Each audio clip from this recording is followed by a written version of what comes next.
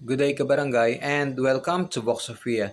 And today, I would like to share with you to my fellow stroke warrior, sharing about the practices we are doing, especially in order to help those who were new to the community. The new ones would like to learn what we have been doing to ease the pain of effects of this stroke. Well, I am going to share with you the three important habit that philosopher Vic has told to me for to manage my physical mobility.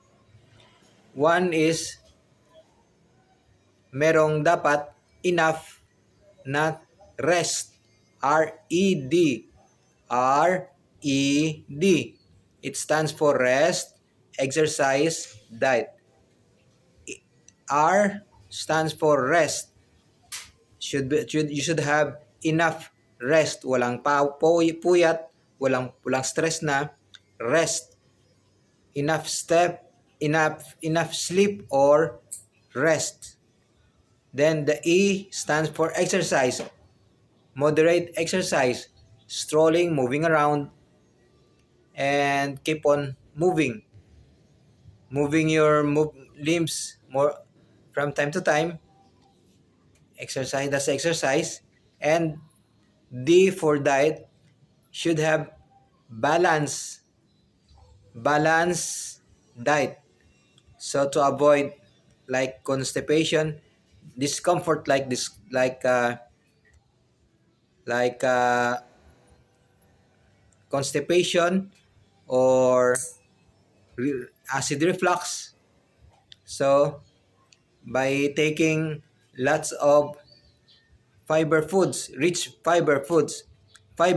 foods. So rest, exercise, diet. Those were what I learned from philosopher Vic. And the move on the moral side naman, two things. On the moral side, kung hindi totoo, huwag sabihin. Kung hindi mabuti, huwag nang gawin. And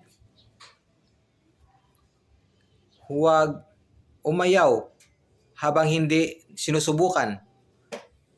Ganun po, physical and moral side of managing stroke effects.